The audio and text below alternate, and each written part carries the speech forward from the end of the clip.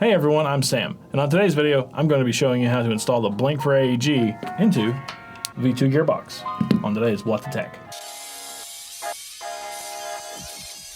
The BLINC AEG board comes with the Inferno AEG XTS kit and also as a standalone product that you can use to upgrade your existing system. In this video, I'm just going to go over how to install it and how to kind of set it up properly. To learn how to install an engine kit into a V2 Gearbox, please refer to the video below.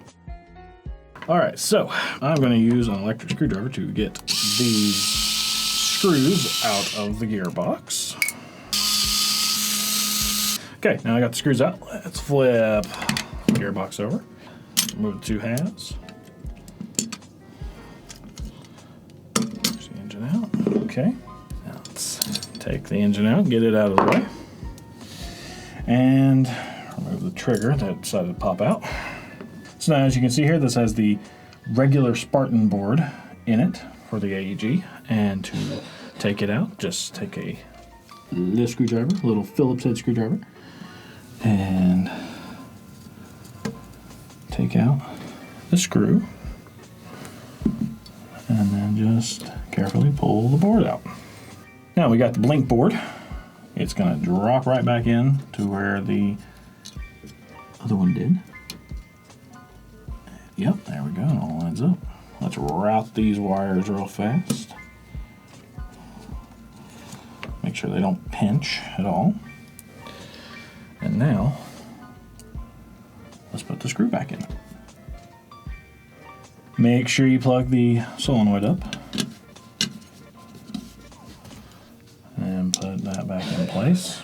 You gotta put the trigger mechanism back in.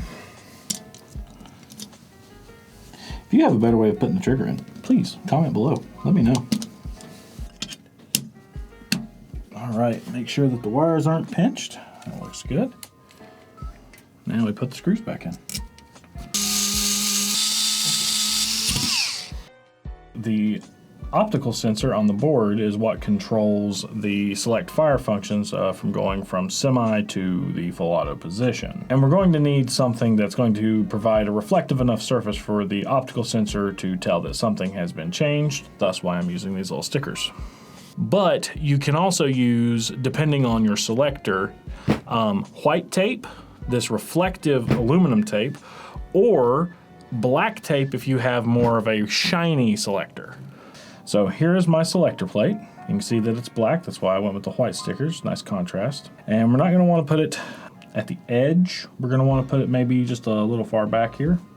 I think that'll be fine. Yeah, I think that's fine. But the only way that you're gonna be able to tell is by plugging your battery up and then testing it. So let's get all that on there. So, right here should be the semi-auto position. Hey, there we go. I got it right the first time. Okay, so that worked really good, but you know what? Life isn't perfect, and I'm going to actually sabotage this a little bit. We know that I have my sticker in the right place, obviously. I'm just gonna throw it out. I'm going to take another sticker,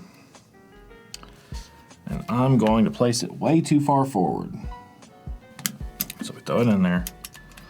But okay, say this is semi position, but it's firing full auto, and then we go into full auto and it's firing full auto. So obviously we could move the sticker back into the right position and that would fix it. But I'm gonna show you how to fix it using the Wolverine Airsoft app. The problem we're gonna have though is we can't connect the normal way because the board is going to want you to change it from semi-auto to full auto so that way it can pair to the actual app. Let me show you a really fast way that we can get over that after you've gotten all this installed. Go back to add.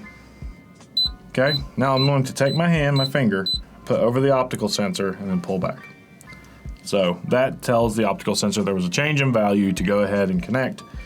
In the app, we can actually see the value that the optical sensor is reading in both positions, and that can help us figure out what value we need to set our threshold in order for the board to know when it is in semi-auto and full auto.